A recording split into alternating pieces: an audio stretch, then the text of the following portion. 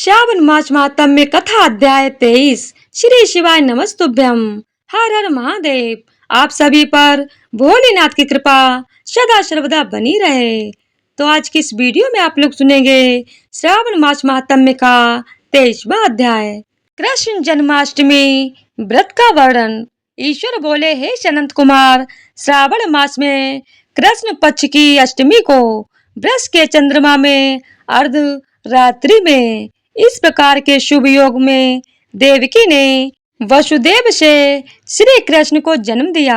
भारत के पश्चिमी प्रदेशों में युगादि तिथि के अनुसार मास का नामकरण होता है। अतः श्रावण कृष्ण अष्टमी को भाद्रपद अष्टमी समझना चाहिए।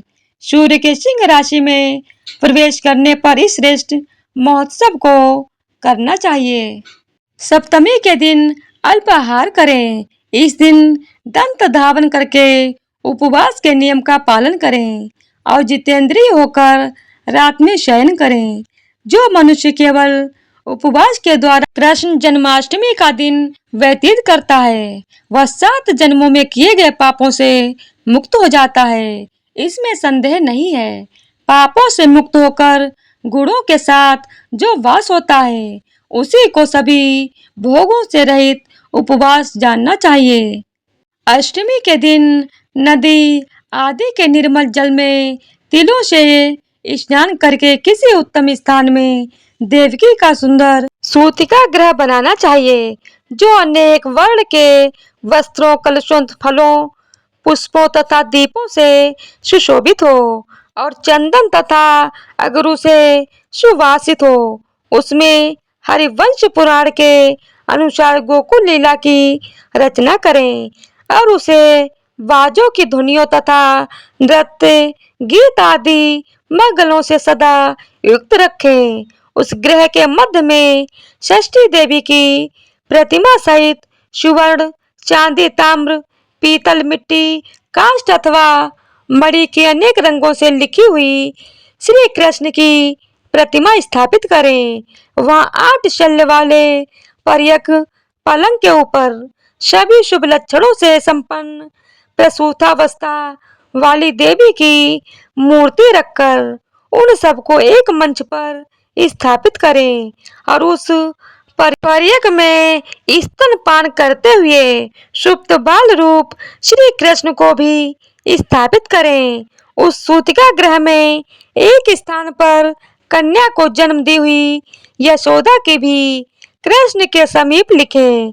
साथ ही साथ हाथ जोड़े हुए देवताओं, यक्षों, विद्याधरों तथा अन्य देव योनियों को भी लिखें और वहीं पर खड़ग तथा ढाल करके खड़े हुए वासुदेव को भी लिखें।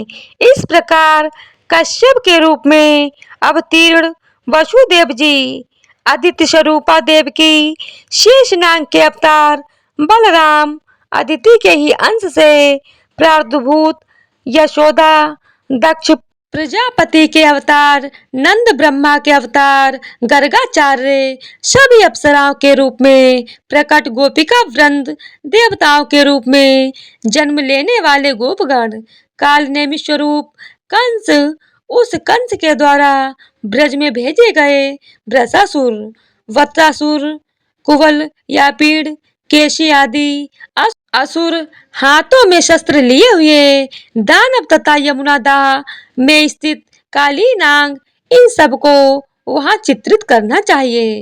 इस प्रकार पहले इन्हें बनाकर श्री कृष्ण ने जो कुछ भी लीलाएं की हैं, उन्हें भी अंकित करके भक्ति परायण होकर प्रयत्न पूर्वक 16 उपचारों से देव की इस मंत्र के द्वारा उनकी पूजा करनी चाहिए। वेणु तथा वीणा की ध्वनि के द्वारा गान करते हुए प्रधान किन्नरों से निरंतर जिनकी स्तुति की जाती है। हाथों में भृंगारी, दर्पण, दूर्वा, दधी, कलश लिए हुए किन्नर जिनकी सेवा कर रहे हैं, जो शैया के ऊपर सुंदर आसन पर भली भांति विराजमान है, जो अत्यंत प्रसन्न मुखमंडल वाली हैं, तथा पुत्र से शोभायमान है। वे देवताओं की माता तथा विजय सुता देवी देवकी अपने पति वासुदेव सहित सुशोभित हो रही हैं। उसके बाद विधि जानने वाले मनुष्य को चाहिए कि आदि में प्रणव तथा अंत में नमः से युक्त करके अलग अलग सभी के नामों का उच्चारण करके सभी पापों से मुक्ति के लिए देवकी वासुदेव, वासुदेव बलदेव, नंद तथा यशोदा की पृथक पृथक पूजा करनी चाहिए। उसके बाद चंद्रमा के उदय होने पर श्री हरि का स्मरण करते हुए चंद्रमा को अर्घ प्रदान करें। इस प्रकार कहना चाहिए, हे क्षीर सागर से प्रादुर्भूत, हे अत्रि गोत्र में उत्पन्न, आपको नमस्कार है। हे रोहिणी कांत, मेरे इस अर्घ को आप स्वीकार कीजिए। देवकी के साथ वासुदेव, नंद के साथ यशोदा, रोहिणी के साथ चंद्रमा और श्री कृष्ण के साथ बलराम की विधिवत पूजा करके मनुष्य कौन सी परम दुर्लभ वस्तु को नहीं प्राप्त कर सकता है। कृष्णाष्टमी का व्रत 1 करोड़ एकादशी व्रत के समान होता है। इस प्रकार से उस रात पूजन करके प्रातः नवमी तिथि को भगवती का जन्म महोत्सव वैसे ही मनाना चाहिए जैसे श्री कृष्ण का हुआ था।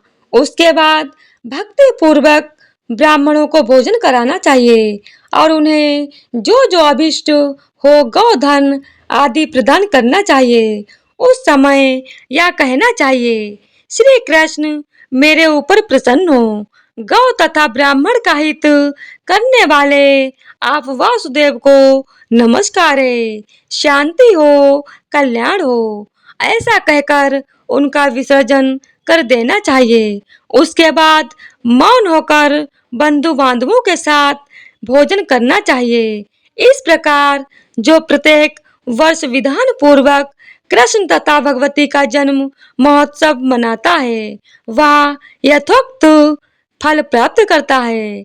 उसे पुत्र संतान, आरोग्य तथा अतुल सौभाग्य प्राप्त होता है। वह इस लोक में धार्मिक बुद्धि वाला होकर मृत्यु के बाद वैकुंठ लोक को जाता है। हे सनंत कुमार, अब इसके उद्यापन का वर्णन करूंगा। इसे किसी पुण्य दिन में विधि पूर्वक करें। इस दिन पूर्व एक बार भोजन करें और रात में हृदय में विष्णु का स्मरण करते हुए शयन करें। इसके बाद प्रातः काल संध्या आदि कृत्य संपन्न करके ब्राह्मणों स्वस्ति वाचन कराएं और आचार्य का वरण करके ऋतुजों की पूजा करें। उसके बाद चित्त षट से रहित होकर एक पल अथवा उसके भी आधे पल सुवर्ण की प्रतिमा बनवानी चाहिए और इसके बाद रंचित मंडप में मंडल के भीतर ब्रह्मा आदि देवताओं की स्थापना करें। इसके बाद वह तांबे अथवा मिट्टी का एक घट स्थापित करें और उसके ऊपर चांदी या बांस का एक पात्र रखें। उसमें गोविंद की प्रतिमा रखकर वस्त्र से आच्छादित करके व्यक्ति 16 उपचारों से वैदिक तथा तांत्रिक मंत्रों के द्वारा विधिवत पूजन करें। उसके बाद शंख में पुष्प फल, चंदन तथा नारियल फल सहित शुद्ध जल लेकर पृथ्वी पर घुटने टेक कर यह कहते हुए देवकी सहित भगवान श्री कृष्ण को अर्घ्य प्रदान करें। कंस के वध के लिए, पृथ्वी का भार उतारने के लिए, कौरवों के विनाश के लिए तथा दैत्यों के संहार के लिए आपने अवतार लिया है। हे हरे, मेरे द्वारा प्रदत्त इस अर्घ्य को आप देवकी सहित ग्रहण कीजिए।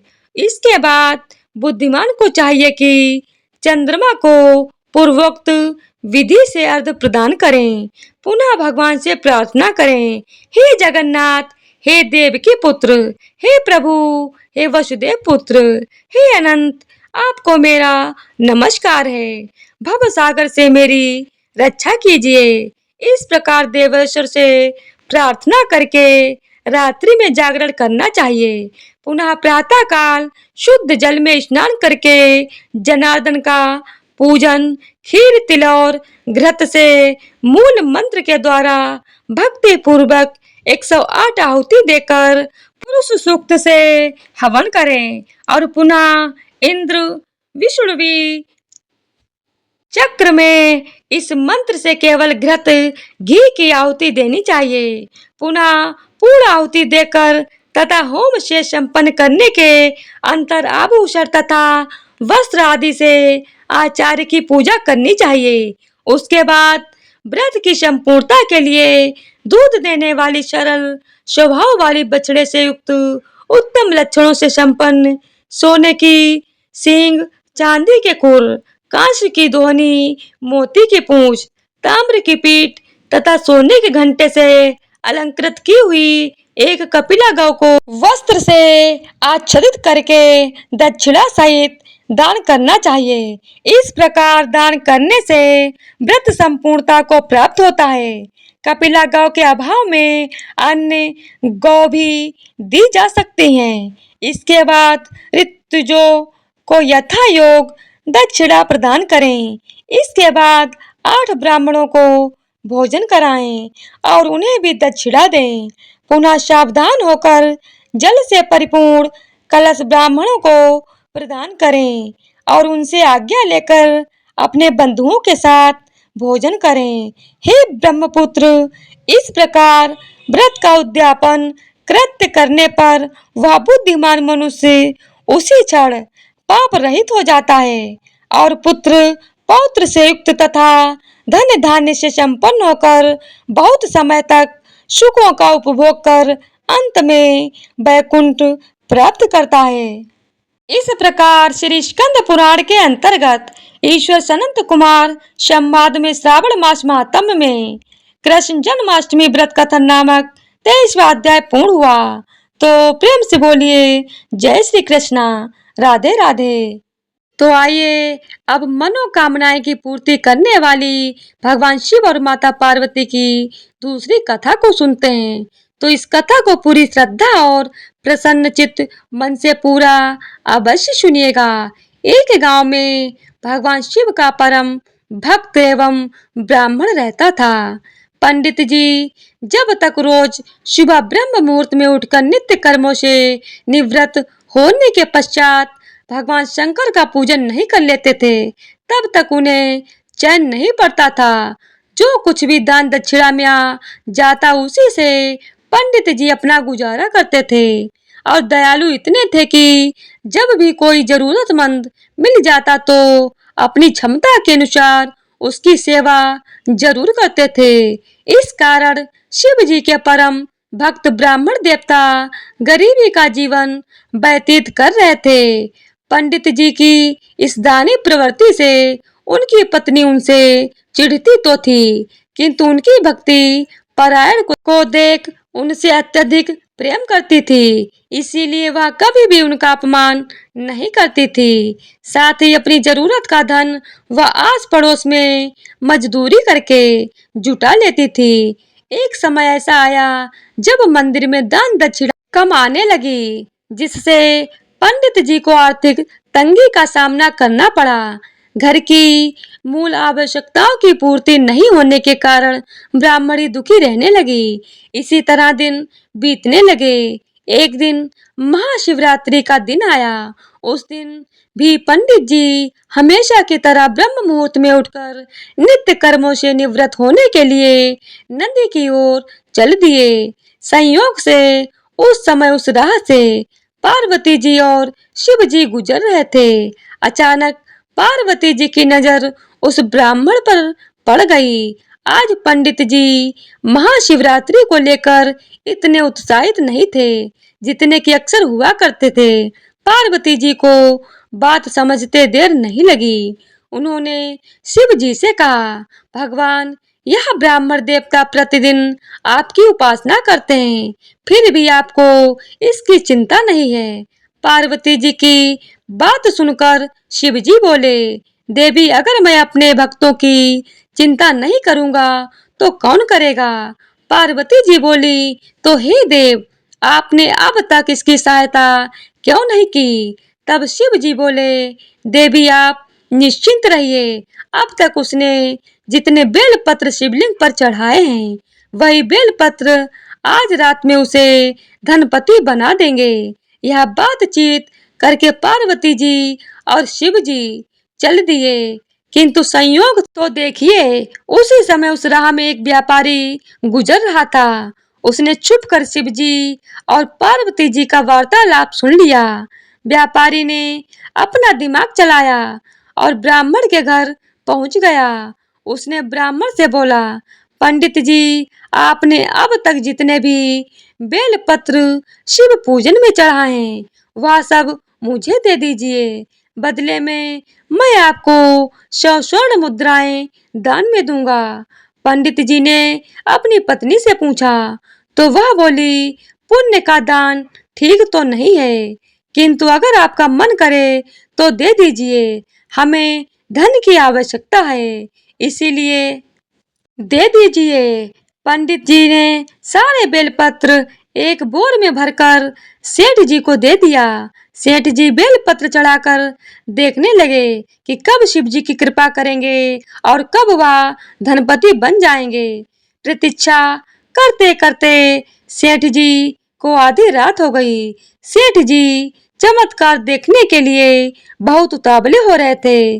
आखिर में तीसरा पहर गुजरने के बाद सेठ जी का सब्र का बांध टूट ही गया और क्रोध में आकर सेठ जी ने शिवलिंग को झंझोड़ने लगे।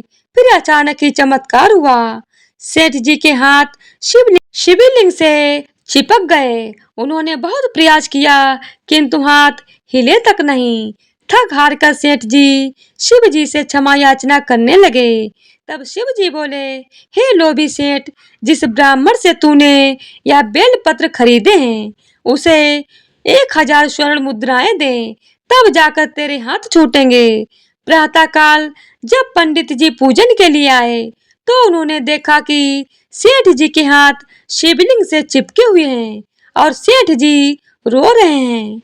उन्होंने पूछा तो सेठ बोले, पंडित जी, शीघ्रता से मेरे बेटे को 1000 स्वर्ण मुद्राएं लेकर मंदिर आने को कहिए। पंडित जी ने सेठ के बेटे को बुलाया और सेठ ने वह स्वर्ण मुद्राएं ब्राह्मण को दिलवा दी। तब जाकर सेठ के हाथ शिवलिंग से छूटे। यह देखकर पार्वती जी शिव जी से पूछती हैं, हे नाथ, आपने अब तक अपने भक्त को कोई धन नहीं दिया। शिव जी बोले, देवी, मेरे पास कहाँ धन है जो मैं दूंगा, किंतु मेरा भक्त अब गरीब नहीं है, यह तुम स्वयं देख लो। जैसी कृपा भगवान शिव और माता पार्वती ने उस ब्राह्मण पर की, ऐसी ही कृपा भगवान हम सब पर करें। बोलिए शंकर पार्वती भगवान की जय हो।